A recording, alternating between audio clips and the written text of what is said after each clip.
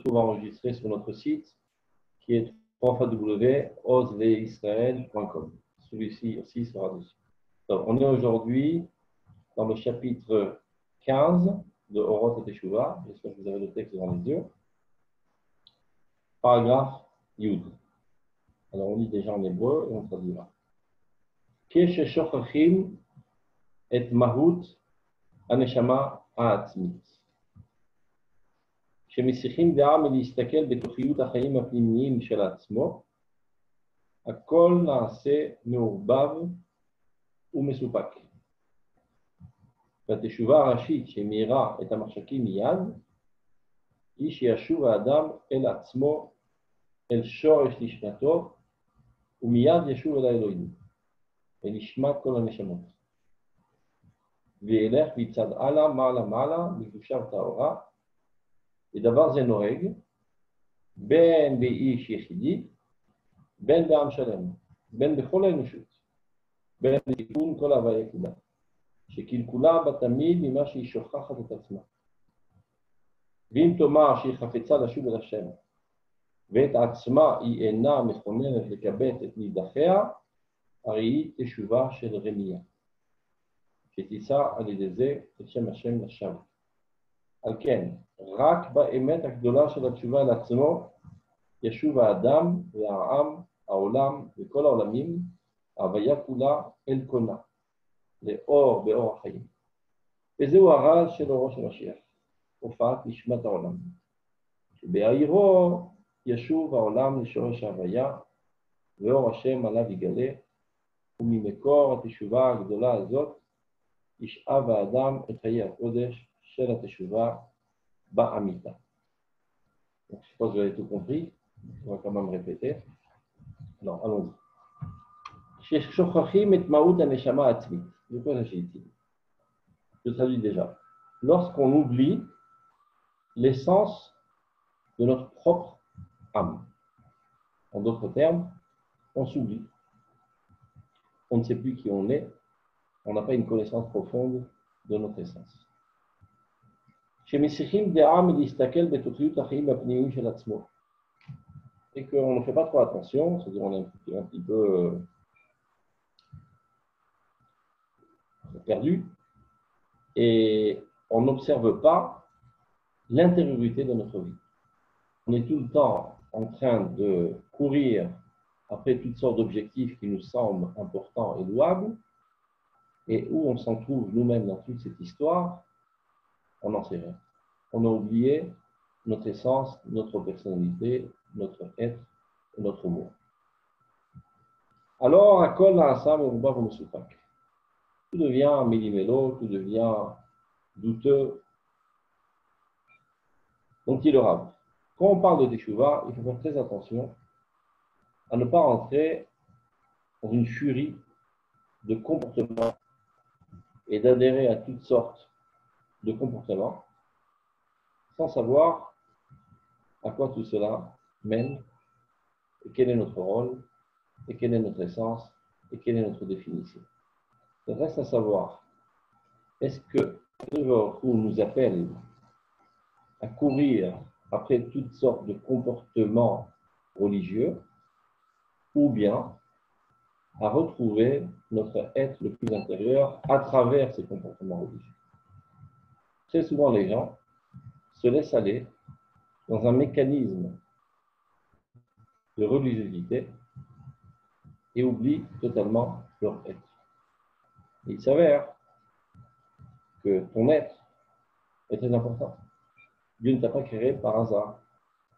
Ce n'est pas un bug dans le tornit. On dit un bug en français. Bug, ça dit bug. Bug. Dans le tornit d'Akadosh Baruch Hu qui a fait en sorte que par hasard tu es né. Non, il t'a voulu spécifiquement. Et ce n'est pas qu'il t'a voulu une fois et après il t'a oublié. Tu vois bien que tous les matins, il vient te réveiller. Ça veut dire qu'il est intéressé par ta propre personnalité. Ce n'est pas un boulon perdu dans l'univers. Ce n'est pas un boulon qui complète une machine infernale qui va, on ne sait où. Tu as une importance en tant qu'individu propre.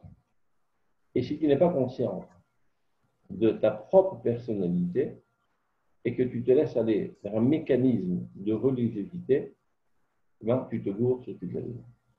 Tu penses revenir vers Dieu, en fait, tu rentres dans un automatisme qui t'écarte totalement de Dieu. Car Dieu se trouve d'abord et avant tout en toi. Et si tu veux arriver à Dieu, tu n'as pas le choix que de passer par cet intermédiaire qui est ton monde. C'est clair? Regardez dans le texte. On reprend. Chez Shochachim, lorsqu'on oublie, et Mahut Aneshama Atzmit, l'essence de notre propre âme. Chez Mesichim Dea, ou bien qu'on ne fait pas trop attention d'observer l'intégrité de notre vie propre. Tout devient un mini-mélo, un balagan, tout devient douteux, il n'y a plus aucune valeur sûre dans ce monde. C'est la raison pour laquelle, dit le Rav. Atchouva arachit, la tchouva la plus importante, la plus primaire. Shimira et Amarchakim miyad, qui elle est capable d'éclairer toutes les zones obscures de notre vie. Ishiashuva Adam alatzmo. D'abord, avant tout, l'homme revienne vers soi-même et qu'il arrête cette course infernale vers toutes sortes d'objectifs qui pensaient être importants. Carrière, l'argent, la connaissance, tout ça ne sont que des outils, n'ont pas d'importance en tant que tels. Ce sont des outils pour mettre en évidence ta propre personnalité qui, elle, est divine et qui est un dévoilement de la divinité indispensable au bon développement de ce monde. Donc, si ce point essentiel, tu l'oublies, ben, tous ces moyens que tu uses ne t'amèneront jamais à cet objectif que Dieu espère nous. Donc, à Tchouva Arachit. Très souvent, les gens pensent que faire Tchouva, c'est d'appliquer à la lettre ce qui est marqué dans Shulchan Aruch, sans aucun doute. Mais d'appliquer à la lettre ce qui est marqué dans Shulchan Aruch, ce n'est qu'un moyen de déceler sa propre nature. Je dirais quel rapport? Car il s'avère que la Torah n'est pas par cela une religion. La Torah, c'est la nature qui est gravée en nous. Ça veut dire, je m'explique. Si par exemple, on met dans un laboratoire une fleur en observation, et la laborantine commence à écrire. Voilà, cette fleur, elle pousse de cette manière, il lui faut de tels engrais, l'arroser tous les quelques jours, il lui faut des rayons de soleil, et c'est comme ça qu'elle se développe, et que le pollen arrive, etc., etc., etc. Donc, supposons qu'elle a fait, elle a réussi, disons, à résumer toutes les lois de vie de cette fleur. Eh bien, cet article qu'elle a écrit s'appellera en hébreu Sefer Torat Aperach, le livre de la Torah de la fleur. On dirait en français la théorie de la fleur, la théorie des lois de la fleur. Mais où se trouve véritablement cette Torah? Dans le livre ou dans la fleur? De manière vivante, ces lois se trouvent gravées dans l'être qui est la fleur. Ce qui est marqué dans le livre est qu'une retranscription conceptuelle de l'existence vivante qui se trouve dans la fleur. Donc, ne pas se tromper. La véritable Torah, c'est celle qui est gravée dans l'être. Ce qui est marqué sur le parchemin, ce qui est marqué dans les livres, est qu'une retranscription descriptive de la véritable vie qui se trouve dans l'être. De la même manière qu'il y a la Torah Tapera, tu peux mettre un chat en observation et voir comment il se développe, et comment il se marie, et comment il meurt, etc. Ça s'apprendra Sefer Torah Taratou. Et tu peux mettre aussi un être humain en observation. Et tu vas voir comment il vit. Qu'est-ce qui améliore sa vie? Qu'est-ce qui dégrade sa vie? Et là, tu dévoiles une nouvelle dimension, que l'homme, dans sa nature même, il est social. Il se sent concerné par les autres. Un chat qui voit un autre chat se faire écraser, ça lui fait ni chaud ni froid. Il est même capable d'aller lécher le sang du chat. Il ne se sent même pas concerné par l'histoire. Alors que lorsqu'un être humain voit un autre être humain se faire écraser par une bagnole, automatiquement, il accourt à son secours parce qu'il se sent profondément lié à lui, car dans la nature même de l'être humain, il y a une sociabilité. Donc c'est une nouvelle dimension. Mais avant que ce soit marqué sur une feuille, c'est d'abord avant tout gravé dans l'être humain. Et un être humain normal, sain de corps et d'esprit, ne tue pas, ne vole pas. Et lorsqu'il tue, il se sent mal dans sa peau. Il s'est comporté à contre-nature. Il a détérioré sa nature. Et c'est la raison pour laquelle il se sent mal dans sa peau. Parce que ce comportement n'est pas fidèle à sa véritable nature. Donc, toutes ces lois, on appellera ça Sefer Torah Adam, le livre de la Torah de l'homme. Maintenant, dans la création divine, il y a une dimension encore plus haute que l'homme qui s'appelle le peuple d'Israël, qui appartient à la famille humaine, mais qui est une qualité, une catégorie plus haute. Et donc une nature différente,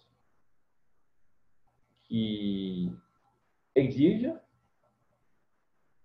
un comportement adéquat à cette nature. Ce comportement, en fait, est l'expression optimale de cette nature. Et lorsqu'il se comporte autrement que ce comportement, eh ben, il agit à contre-nature, il se détériore. Et faisant partie d'une cellule de la nation d'Israël, il détériore avec lui le peuple d'Israël entier.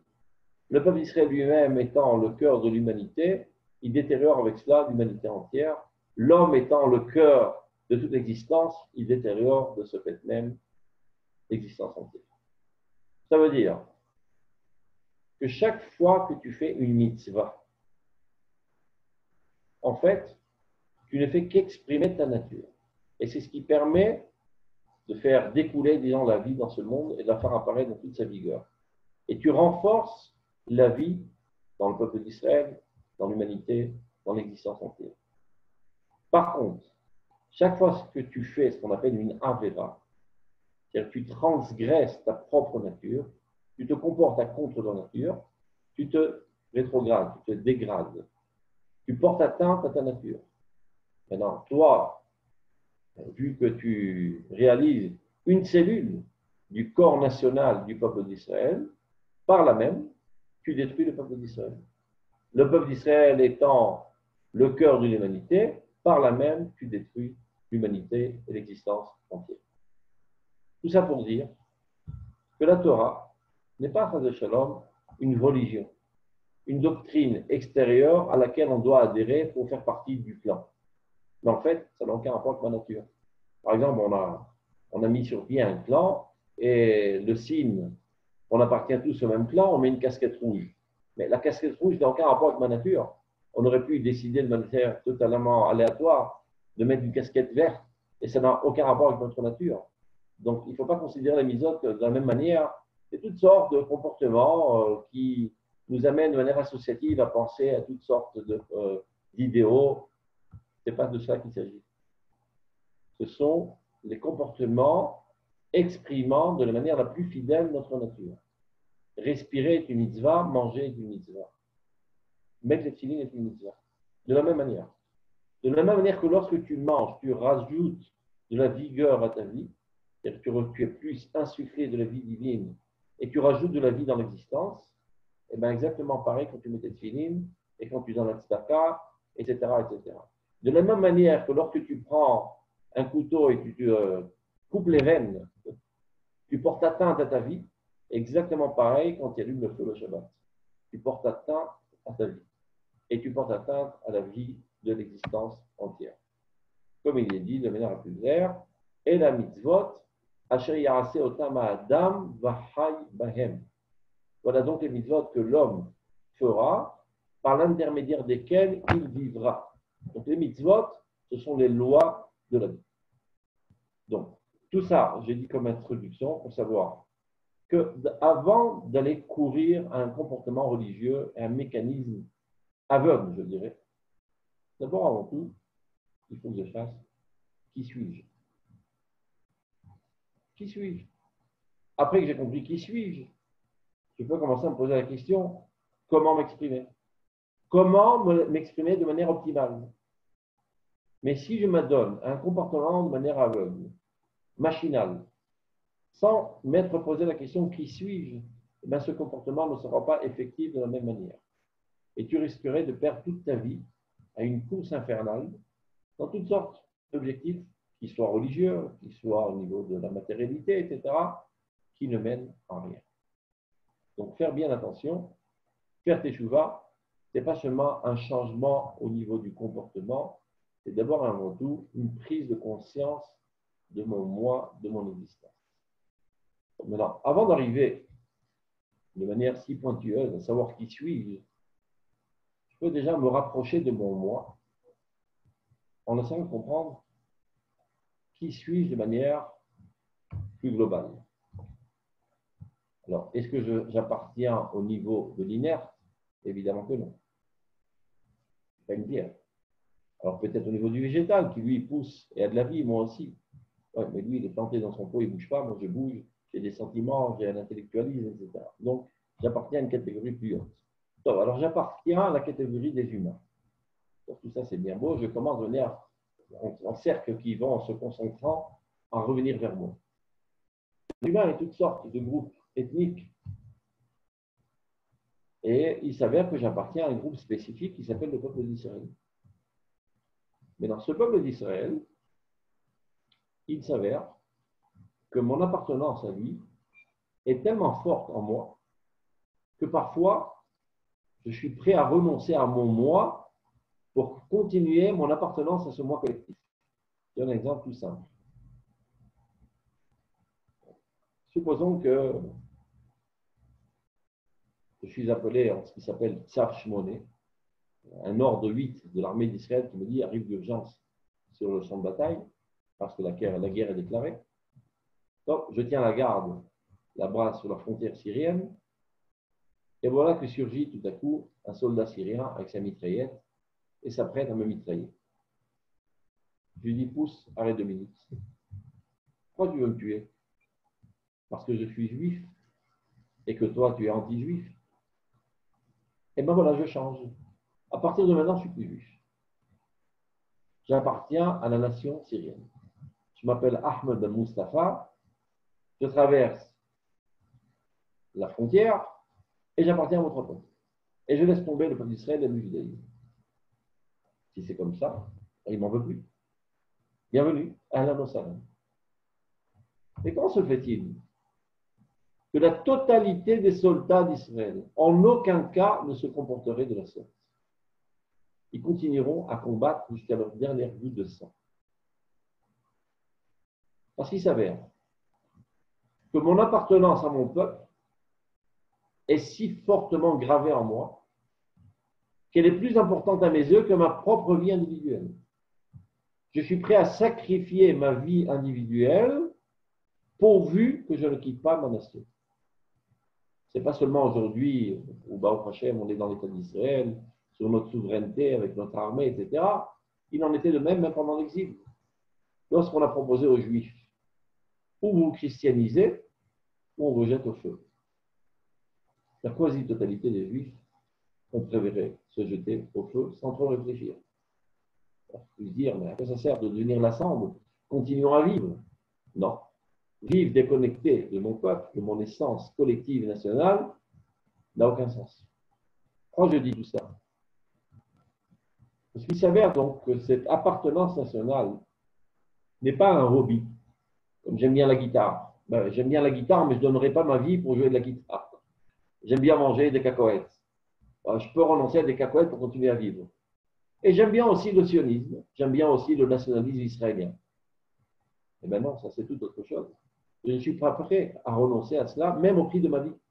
Ce qui prouve que ceci est fortement ancré dans ma nature et réalise l'essentiel de ma nature.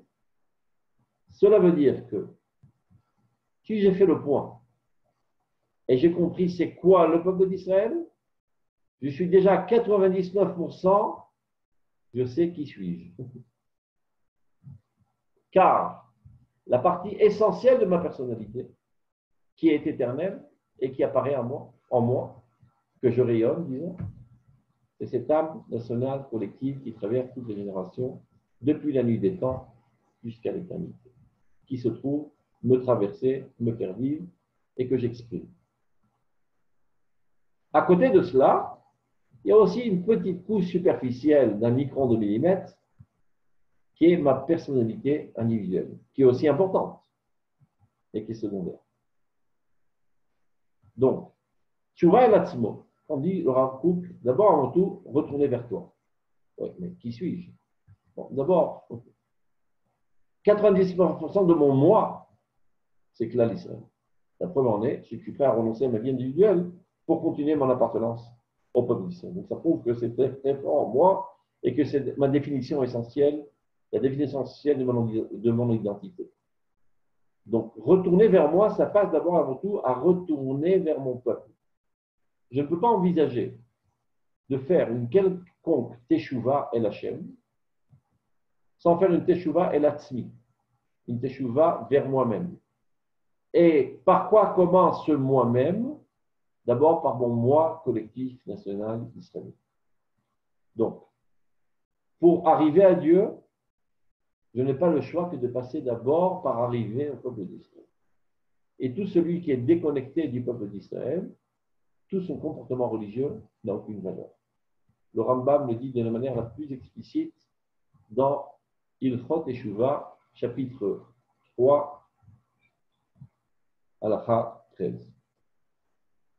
11. Il dit la chose suivante. Si quelqu'un aurait fait toutes les mitzvot et n'aurait transgressé aucune avéra de sa vie, il faut trouver ce bonhomme. Aval poresh midaketibou. Par contre, il s'écarte de la collectivité.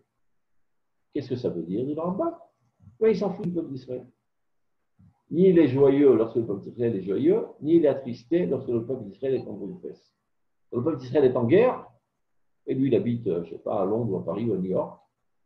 Donc ça peut bien faire. Moi, je suis chez moi à la maison, bon, j'ai une gentille femme, des gentils enfants, j'étudie la Torah, je vais à la mikvé tous les jours, la vie est belle. Si telle est son approche, dit le Rambam, il n'a pas de place au monde futur. Tous ces mitzvot n'ont aucun sens. Il pense servir Dieu, en fait, il s'est adonné un comportement mécanique qui n'a aucun rapport avec Dieu. Pour arriver à Dieu, cela ne peut se faire que par l'intermédiaire de Knesset d'Israël, de la collectivité du peuple d'Israël. En t'agrippant fortement à la collectivité du peuple d'Israël, c'est là que tu arrives à Dieu. C'est clair? Donc, on reprend dans notre texte. La tchouva rachit, la tchouva primaire, essentielle, sur laquelle tout va reposer par la suite. Shemira Tamarchakim Giyad, qui elle est capable d'éclairer toutes les zones obscures de ta personnalité. Ou Shiashuva Adam Latzmo, que l'homme revienne d'abord vers tout, vers lui-même. El Shoresh Nishmato, à la racine de son âme. Il y a son âme, la racine de son âme. La racine de son âme, c'est Klal Israël. Quand on parle de Klal Israël, très souvent les gens se trompent à croire que Klal Israël, c'est l'addition de tous les individus juifs. C'est une erreur incommensurable. Klal Israël, c'est la racine de tous les juifs. Qu'est-ce que ça veut dire? Une métaphore qu'un arbre avec des branches et des brindilles, des feuilles et des fruits et un tronc. Et il y a d'abord et avant tout la racine. Et c'est de la racine qu'on poussait le tronc, les branches, les brindilles, les feuilles et les fruits et les fleurs. La racine, c'est Klal Israël. Ça veut dire que même si tu coupes toutes les fleurs et toutes les feuilles et tous les fruits et toutes les brindilles et toutes les branches et tout le tronc jusqu'au ras du sol, l'arbre est encore vivant. La racine est là, elle fera renaître à nouveau tout l'arbre. Même si Chaz Shalom viendrait un nouveau Hitler et réussirait à assassiner tous les juifs du monde, Am Israël, Chai Vekayam, le peuple d'Israël est encore vivant. l'âme d'Israël qui a précédé toute autre créature, qui s'appelle Knesset Israël, et qui a atterri au fur et à mesure dans ce monde et qui a incarné Abraham, Yitzhak, Jacob, les 12 enfants de Jacob, et après les tribus d'Israël, c'est elle notre vie. C'est ça que l'âme d'Israël. Donc, tu as ton âme individuelle, qui n'est en fait qu'une branche, qui prend sa source et qui est alimentée par la sève qui provient de la racine. Ça veut dire que très souvent on dit mon âme, ton âme, son âme. C'est une manière de parler, ça n'existe pas.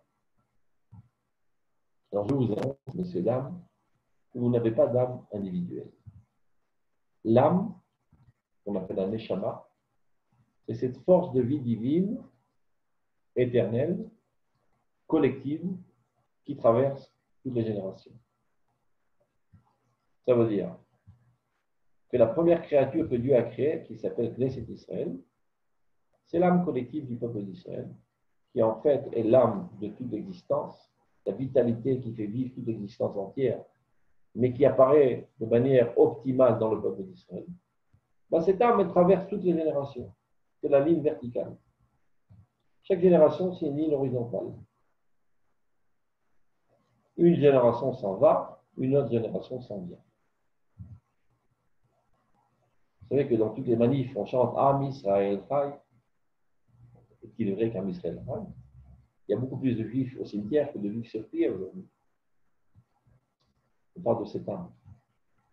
Ça veut dire que c'est une erreur de croire et de dire, voilà, il y a 2000 ans de cela, 3000 ans de cela, mes ancêtres se sont tenus au pied du mont Sinaï.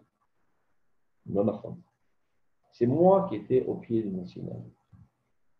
Cette même âme qui, à l'époque, si on parle de la verticale, est apparue dans tous les individus de cette ligne horizontale, qui après sont arrivés au cimetière, elle réapparaît dans la génération d'après, elle réapparaît dans la génération d'après, elle réapparaît aujourd'hui dans notre génération et elle rayonne dans chacun de nous.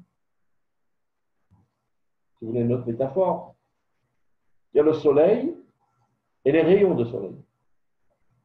De dire un rayon de soleil, c'est une manière de parler, mais en fait, ça n'existe pas. La véritable existence, c'est le soleil. Et le soleil rayonne. Donc, d'une certaine manière, on appelle ça un rayon de soleil. Mais il n'y a pas de rayon de soleil. La seule existence qui existe, c'est le soleil. Et le soleil est tellement lumineux qu'il rayonne. Mais non. Si le rayon de soleil rentre dans cette chambre et qu'il s'avère que la vitre est un petit peu de couleur orange, et bien le soleil apparaîtra comme rayonnant de manière orange. Et s'il rentre dans une autre chambre, dans laquelle la vitre est violet, et bien il apparaîtra rayonnant de manière violette. En fait, le soleil est au-delà de toutes les couleurs. Ça veut dire que cette âme collective nationale éternelle, lorsqu'elle apparaît en vous, avec certains aspects héréditaires, culturels, ça apparaît sous une certaine couleur. Mais la même âme collective apparaît aussi en lui, qui lui a un patrimoine culturel différent, un héritage héréditaire différent, qui lui donne un autre aspect. Mais ceci n'est qu'une petite peau superficielle, presque insignifiante. L'essentiel de votre personnalité, c'est cette âme collective, nationale, éternelle, qui traverse toutes les générations, qui apparaît dans chacun de nous. C'est ça ce qui s'appelle la neshama. Et c'est ça ce qu'il dit le Rav là, shoresh nishmato. Donc pour savoir qui suis-je, je ne suis pas une brindille, et je ne suis pas une feuille. Je suis la feuille qui exprime la racine. La sève de cette racine m'alimente et me fait vivre. C'est vrai qu'il y a une certaine particularité. S'il n'y avait pas toutes ces feuilles, eh ben, l'arbre ne serait pas aussi joli. Donc, c'est vrai que l'essentiel, c'est la collectivité, c'est-à-dire la racine collective qui précède tous les individus, mais il y a aussi une importance dans la particularité, et vous voyez bien que Dieu est intéressé à ce que toutes ces particularités apparaissent dans ce monde, et lui se soucie tous les matins de venir les réveiller gentiment et les faire continuer à vivre parce qu'il croit en nous, il a énormément de émouna envers nous. Rabba Emunatecha, grande est Emouna, Dieu envers nous, qui nous fait revivre tous les matins. Donc, c'est ce que dit le Rav. La première des tchouva, c'est de revenir à soi-même. Mais ne pas te tromper, ton moi-même n'est pas seulement cette peau qui a un micron de millimètre insignifiante. Ton toi-même, c'est cette existence éternelle, collective, nationale, qui a existé depuis la première seconde de la création divine et qui existera pour l'éternité entière. Comme il dit, Atem ben Israël, Ani Hashem Nishlit, Ani Israël. De la même manière que moi, je ne disparaîtrai jamais, vous aussi, le peuple d'Israël, vous serez là avec moi pour l'éternité. C'est ça notre essence la plus première. Yashuv el Elohim. Et de cette manière-là, hein, il reviendra vers Dieu. Si tu veux arriver à Dieu, ça doit passer par l'intermédiaire de ta personnalité, qui est l'expression de la personnalité collective, et c'est comme ça que tu arrives à Dieu. Et ne pas te tromper qu'arriver à Dieu, c'est rentrer dans une course infernale de comportement. Voilà, si je mets tous les jours 3 tefilines, et je réponds 14 kaddish, et je mange cette viande et pas une autre viande, je suis proche de Dieu. Tu te gourres sur toute la ligne. Dieu n'a pas demandé de mettre sur pied des robots automatiques. Et des êtres pensants qui sont conscients de leur existence et qui comprennent que leur existence individuelle n'est que l'existence collective nationale et qu'il y a une vocation de drainer l'humanité entière vers le bien, jusqu'à que l'histoire entière s'améliore par l'intermédiaire de cette entité collective nationale du peuple d'Israël. Et Nishmat pour la Neshamot. Et c'est comme si tu arriveras à l'âme de toutes les âmes. Et c'est comme si ainsi qu'il progressera niveau après niveau dans la sainteté et dans la pureté. Maintenant, cette démarche, c'est aussi vrai pour l'individu que pour tout un peuple. L'individu aussi, il peut se considérer qui tu es. Eh bien, je suis ingénieur en informatique, je suis aussi prof de sport, et je suis aussi papa, et je suis aussi mari, et je suis aussi, je ne sais pas, balayeur là, de la maison. Et ça, ce n'est pas toi, tout ça. Tout ça ne sont que des activités. Chas v'shalom, que tu crois que ta personnalité, c'est l'addition de tes activités. Reviens d'abord à ta propre essence, et après tu décides quoi en faire, comment l'exprimer de manière optimale, en étant gentil avec sa femme, en étant un bon papa, en étant un citoyen fidèle de l'État d'Israël, etc., etc. Ceci ne sont que les expressions de mon moi. Mais ça ne commence pas par les expressions. C'est une grosse erreur. En mettant mes tefilines, en étudiant la Torah, en donnant la tzedaka, mais cela ne commence pas par cela. Ceci ne sont que des expressions.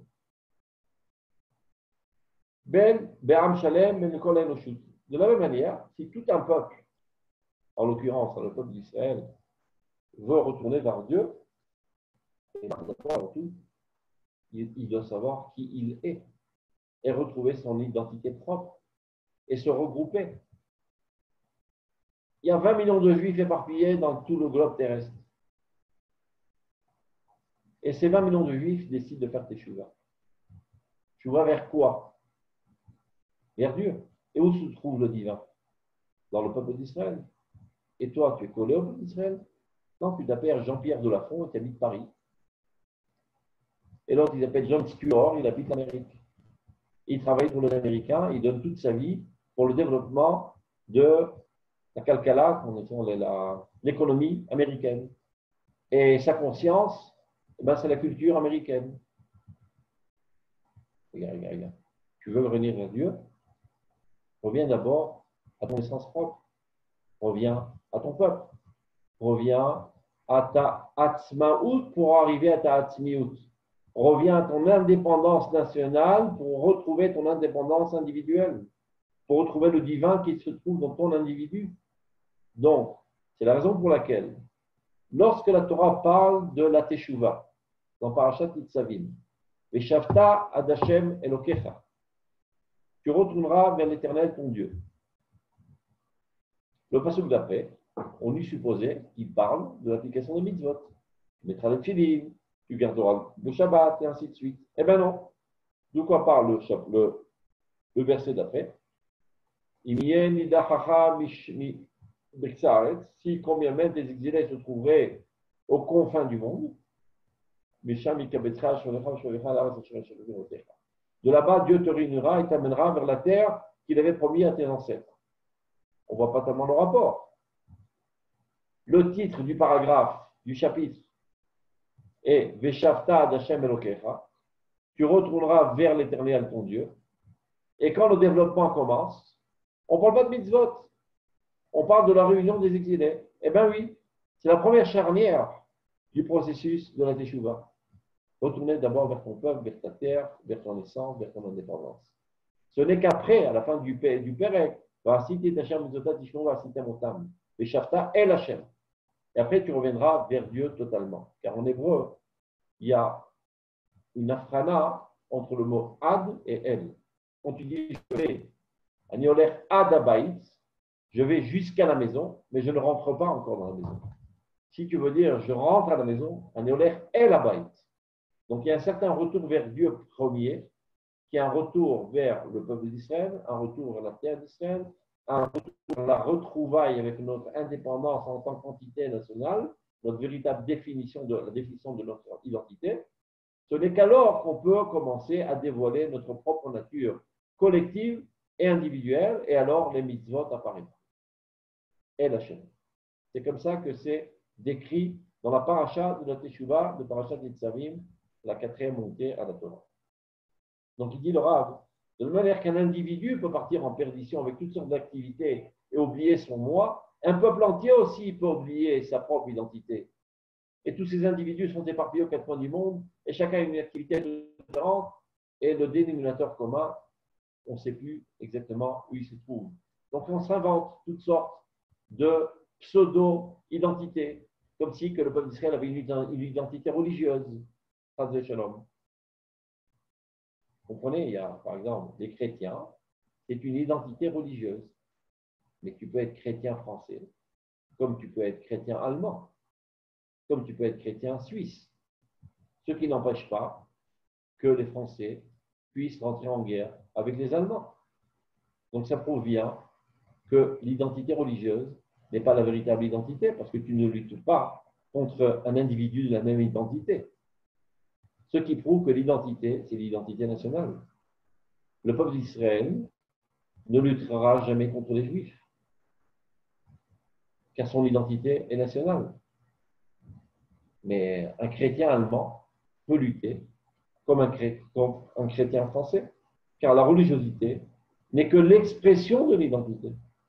Donc, ayant oublié notre identité, qui est une entité nationale que Dieu a créée, Amzu Yatsar Tidi, ce peuple-là, je me le suis créé pour qu'il proclame ma gloire, ou comme le dit David Ameler dans Tehilim, Am Nivra Yalelia, un peuple créé proclamera la gloire de Dieu, la louange de Dieu, c'est une création.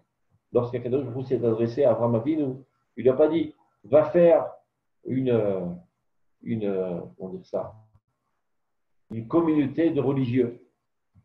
Non. Lech lecha el haaretz, va vers la terre que je t'indiquerai, ve'esra les goy gadol. Je ferai de toi une grande nation.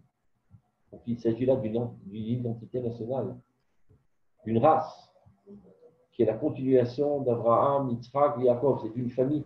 Dans cette famille, il y a Knesset d'Israël, qui est une nature spirituelle différente des autres nations.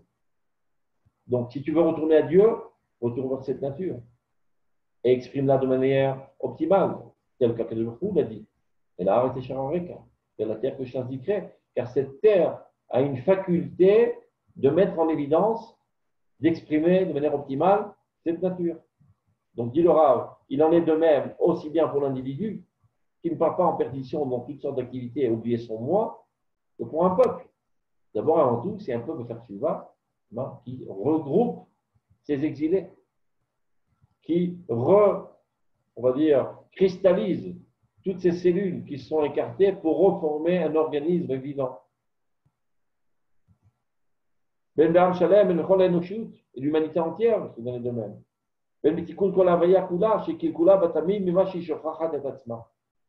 Toutes les erreurs, toutes les fautes, toutes les catastrophes découlent du fait qu'on eut oublié notre propre identité, notre essence.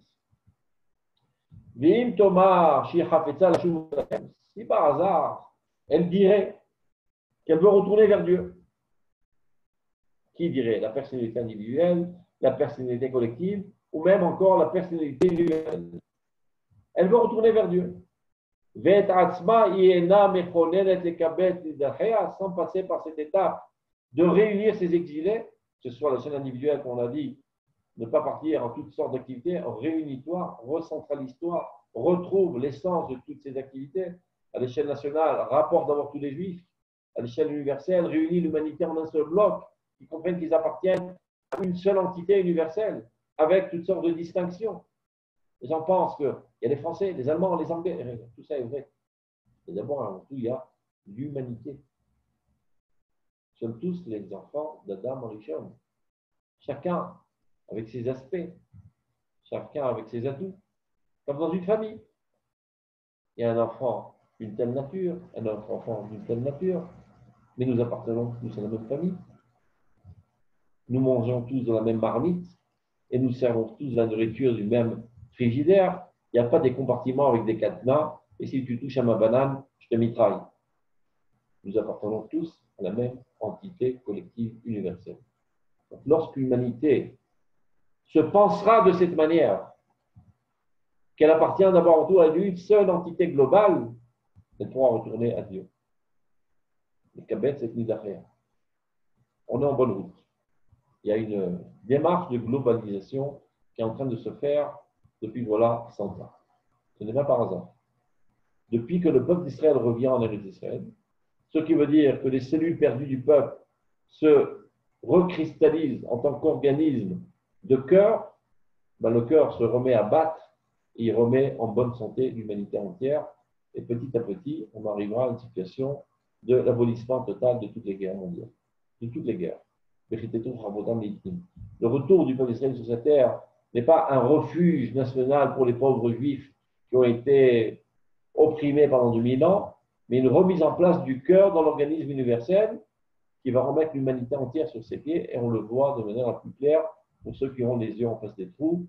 Ce n'est pas par hasard que toute cette, on va dire, cette démarche de globalisation, qui a commencé d'abord par les États-Unis, après l'URSS, dernièrement, ces 40 dernières années, l'Europe qui se réunit et qui comprennent qu'on a une responsabilité collective, l'ONU, avant ça la SDN, cette pensée collective globale n'est pas par hasard. Elle est le fruit direct du retour du peuple d'Israël sur sa terre. Donc, dit le Rav, si cette personnalité, aussi bien individuelle, nationale que universelle, dirait qu'elle veut retourner vers Dieu, sans réunir toutes ces particules, tous ces exilés, Ariel Tchouva Shel Remia. C'est une tchouva de tricherie, d'arnaque. Ce n'est pas une véritable tchouva. C'est un mensonge. Tu te mens à toi-même et tu penses que tu reviens à Dieu. En fait, tu reviens à un comportement machinal et aveugle qui ne mène à rien. Le terme de tchouva Shel Remia, on le retrouve par exemple dans les gens de Nineveh. Dieu avait envoyé le prophète Yonah pour que les gens de Nineveh fassent tchouva. En fait, ils ont fait une tchouva seulement apparente. Ils ont jeûné, ils ont déchiré leurs vêtements, mais il n'y a pas eu une transformation intérieure de leur aspiration. Ils sont restés les mêmes personnes avec les mêmes aspirations viles et sales et cruelles, mais qui, au niveau du comportement, ont changé d'allure. Ceci était suffisant momentanément pour annuler le décret, mais ça n'a pas changé de manière essentielle. Ça s'appelle Tchouva Shel Remia. Donc toi aussi, à l'échelle individuelle, tu peux rentrer tout d'un coup dans un entrain d'application très minutieuse de toutes les mitzvot, mais ta tête est totalement autre part. Ce n'est pas une Tchouva. Ne te leurre pas, ne te trompe pas. Tchouva, c'est de retourner à Dieu. Retourner à Dieu, ça passe par l'intermédiaire de retourner vers ton peuple et qui t'amène à retrouver vers toi-même. Et ce n'est qu'alors que tu trouveras le divin, car qui Le Kirbecha Kadosh. Le divin ne se trouve ni dans les cieux, ni de l'autre côté de la mer. Il se trouve en toi. C'est là-bas qu'il faut le chercher. Ari Tchouba Shodremiya. Et Tissa les déserts, Tchamachem Lacham. Et donc, de cette manière, tu ne feras que exprimer le nom de Dieu en vain. Toute est récitation de prière, tout est mitzvot, ne mène à rien. C'est l'essentiel, non. Alken rak baemet agdola shel hatshuva el atzmo yeshuv adam ve'ha'am ha'olam et kol ha'olamim havaya kula al kona. Donc pour conclure ce paragraphe qui le rave, ce n'est que dans cette grande vérité de teshuva vers soi-même que l'homme, le peuple, le monde, les mondes et l'existence entière ne pourra retourner vers son Créateur. Les Or Beor Chaim pourraient éclairer la vie, la lumière divine. Vezeu hara shel oro shel Mashiach. Ceci est le secret le plus profond de la lumière messianique. Car le Messie, que tout le monde attend depuis bien longtemps, chaque fois que deux juifs se rencontrent, ils disent c'est quand qu'il vient le Messie? Mais qu'est-ce qu'il vient faire exactement ce Messie-là? Nous enlever les corps aux pieds, nous faire gagner de l'argent, etc. Ou bien nous épargner toutes les souffrances, qu'on arrête d'être opprimés? Eh bien non, ça ce ne sont que des détails. Le Mashiach, en fait, son rôle, c'est d'amener l'humanité entière à retrouver sa véritable essence, sa véritable nature, et, de par là même, de se comporter en adéquation avec cette véritable nature, alors de manière naturelle. Il n'y aura plus de guerre, il n'y aura plus de mal, les gens ne chercheront plus à s'enquiquiner les uns les autres, mais au contraire s'entraider les uns les autres. On vivra dans un monde édénique. C'est Orosh el Mashiach. Donc, Orosh el Mashiach, la lumière messianique, plus encore que le Messie lui-même. Pour ceux qui ne connaissent pas ces termes et ces thèmes, il y a plein de gens qui ont entendu parler du Mashiach, le Messie. Mais il y a quelque chose de bien plus grandiose, et qui précède la venue du Messie, qui s'appelle Orosh el-Mashiach, la lumière messianique. La lumière messianique a commencé depuis la nuit des temps. Depuis que Dieu a créé le monde, c'est marqué Yehi Or, qu'il soit lumière. Vaï Or, et la lumière fut. On aurait dû dire, et il en fut ainsi. C'est une redondance de dire qu'il soit lumière, la lumière fut. On dit Razal, il ne s'agit pas de la même lumière. Dieu pensait créer le monde avec une certaine intensité de lumière, il a vu qu'elle était trop forte, donc il a atténué l'intensité de cette lumière, et au fur et à mesure de l'histoire, il augmente le volume de cette lumière. De quoi s'agit-il? Évidemment, ce n'est pas une lumière physique, la lumière de Dieu, la bonté divine, situation humaine meilleure, va en progressant constamment. Il y a un flux divin constant qui pousse l'existence à s'améliorer. Tout ce qui s'améliore dans ce monde est la conséquence directe de Orosh el-Mashiach. Cette lumière messianique est un dynamisme constant qui fait progresser l'existence vers son but ultime, afin d'amener l'humanité finalement à une paisibilité, à un bonheur tel que l'homme est digne de vivre. Pour l'instant, les humains s'enquiquinent les uns les autres, les entités nationales s'escarmouchent, et des tueries et des atrocités se font dans le monde par toutes sortes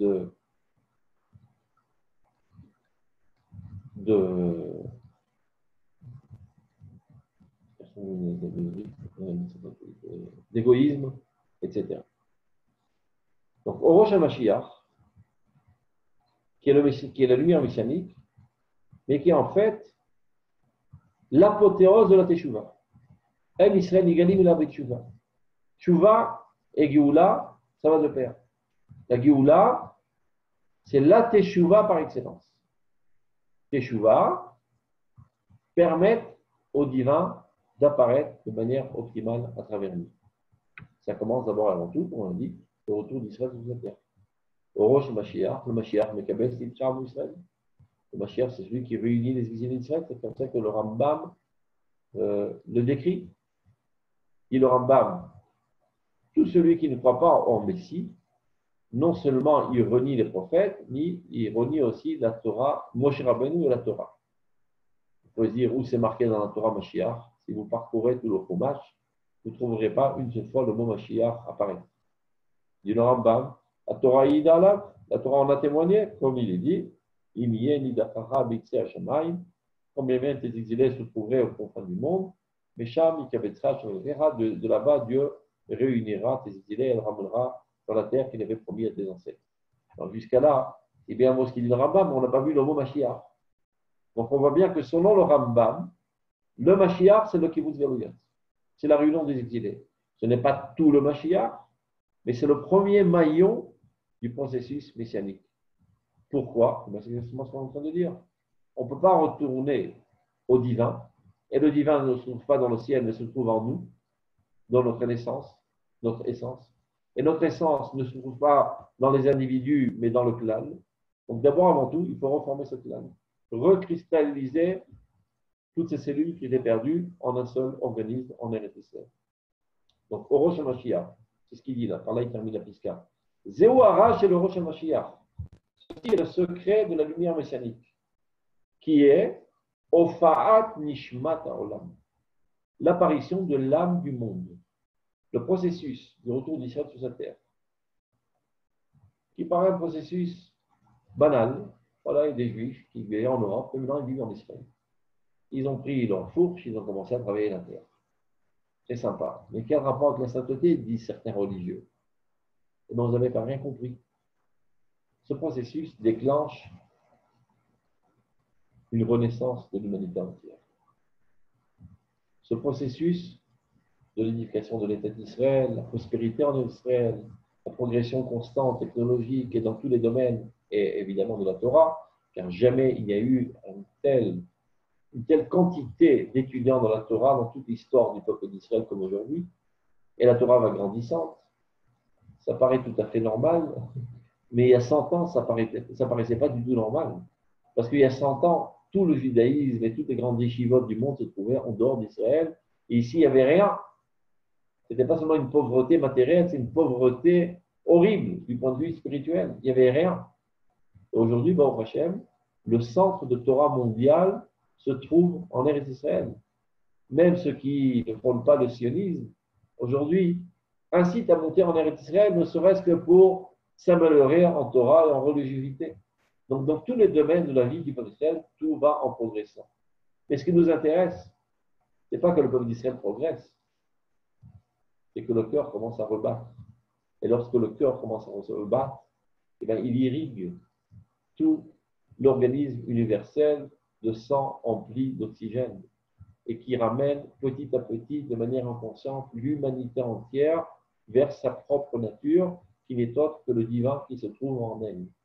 Donc quand il dit le Rav, Zéo Hara et le Rosh Mashiach, ceci est le secret le plus interne, c'est-à-dire la cause la plus profonde, la finalité la plus lointaine du messianisme. Ofa'at Nishmat HaOlam, l'apparition de l'âme du monde entier, de l'humanité entière. Chez Béaïro, lorsqu'il déclarera dans toute sa vigueur, Yashuv HaOlam Leshoresh HaHavaya, alors le monde reviendra à la racine même de l'existence. Le Or Hashem Allah Nigalé, et la lumière de Dieu apparaîtra sur lui. Umimekor ateshuva gdola azot, Isha Adam et Traya Kodesh et la Tshuva Bamita. Seulement, dit le Rav, et c'est comme ça qu'il conclut cette piska, de la source de cette grande teshuva que l'homme puisera toute sa vie de sainteté. Ça veut dire, avant de réfléchir, de mettre les tefillin, de ne pas mettre les tefillin, d'allumer les Rosh Shabbat, de ne pas allumer les Rosh Shabbat, ne rentre pas dans ces considérations techniques, pragmatiques. Pense d'abord et avant tout qui tu es. Tu es une cellule de ce corps national extraordinaire qui s'appelle le peuple d'Israël, qui lui-même est le cœur de l'organisme universel. Et par cette activité religieuse, j'insuffle de la vie dans l'univers entier. En m'améliorant au niveau de mes midotes, ce n'est pas pour être plus fonctionnel. Parce que si je suis nerveux, personne ne va vouloir être mon copain. Si je suis nerveux, je veux me faire vider du boulot. J'ai intérêt à me calmer. Ce jour, c'est toute la nuit. C'est ta coesse, à ta menuta que machin. Même si tu es sur une île déserte et que tu ne portes atteinte à personne, tu t'énerves, tu rentres le pied dans un. Tu sais pas, tu donnes un coup de pied sur un arbre, ben, tu as fait de mal à personne. Non. Quand tu t'énerves, tu te déconnectes de Dieu. Il y a moins de souffle divin qui apparaît en toi. Donc, tu dégrades ta vie, tu dégrades le peuple d'Israël, tu dégrades l'univers entier. Ça veut dire, dans toutes tes volontés d'amélioration, d'amélioration, que ce soit au niveau de tes midotes, au niveau de ta prière, au niveau de dans l'application minutieuse de tes mitzvot, n'oublie pas l'essentiel. Ne te laisse pas aveugler par ces comportements. Ces comportements ne sont que des expressions de quelque chose de grandiose, de quelque chose d'éternel, de quelque chose qui va bouleverser l'histoire humaine entière. À chaque petit comportement que tu fais, que tu penses améliorer, n'oublie pas l'essentiel. La Shuvolatzmo. Et la Shuvolatzmechat, c'est l'Éclat d'Israël. L'Éclat d'Israël, c'est Nishmat Akol. Mais Tshuvat l'Israël, c'est Tshuvat Kol Olamim. C'est ça qui doit être ma motivation essentielle dans mon amélioration de toutes mes tzitzot. Ce n'est qu'alors que ce sera une véritable Tshuva d'Hachem. Sinon, Tshuva chez le Rémia. C'est une tricherie, c'est une arnaquerie qui ne mène à rien, c'est du temps perdu. Carrément. On reprend le dernier livre, et pardon, on va terminer. De la source de cette grande teshuva qu'on vient de décrire. Ish Ava Adam. Tout individu devra puiser dans sa conscience, dans sa conception de ces grands idéaux. Et trahir Kodesh. Toute sa vie de sainteté, tout son comportement de religiosité. Chez la tchouva, be'amita. Alors, ce sera une véritable tchouva. Tchouva chez les maîtres. Et le tchouva chez le Rémia. Amita, c'est caché au Torah Ta'emet, Torah Ta'plim, Torah Ta'Kabbalah. Évidemment, si quelqu'un ne s'adonne qu'à l'étude des aspects techniques de la Torah, ce qu'on appelle l'Halacha, sans comprendre quelle est la finalité, quelle est la vocation de l'histoire du peuple d'Israël à travers ses comportements, ben, il n'y arrivera jamais. Ça ne va pas lui arriver dans son crâne de manière magique. C'est toute une science qu'il faut étudier. Parce que quelqu'un étudie la Torah, il doit partager son temps entre les grandes lignes du judaïsme, la vocation du judaïsme et du peuple d'Israël, qui s'appelle l'Imoudé Haïmouna, la science de l'Haïmouna, et après, ne pas rester seulement au niveau du principe et de la théorie, comment concrétiser cela au niveau du comportement journalier corporel, la halakha. Et ce n'est qu'en unifiant ces deux dimensions qu'on fait véritablement avancer le monde. L'un sans l'autre ne donne rien. Là, il a mis plus l'accent sur l'intériorité, et c'est pour ça qu'il termine par ce mot, Tshuva be'amita, Tshuva shel ha'emet, c'est Tshuva Torah ta'emet, Torah ta'Kabbalah. Repense tout. Et comme on l'a dit à plusieurs reprises, pas besoin de faire des choses pour faire tes Tshuva. Chacun de nous est censé faire Tshuva tous les jours. Donc, même si jusqu'à présent tu te considérais comme un religieux pratiquant, comme on dit en France, un pratiquant froum qui applique de manière minutieuse toutes les mitzvot, si jusqu'à présent, tu n'avais jamais pensé à cela, ben sache que tu marches à côté de tes pompes. Et le temps est arrivé de faire Tshuva. D'insuffler un chiffre grandiose dans tes comportements minutieux.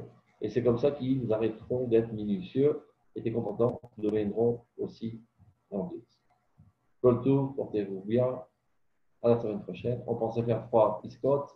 C'est l'heure de Mincha. On a fait Shalom à tous. D'abord, Youssef Ben Chouchan pour son cours. Voilà, on se retrouve Bezrat Hashem la semaine prochaine, comme toutes les semaines, à la même heure pour le cours de Rotat Shuvah.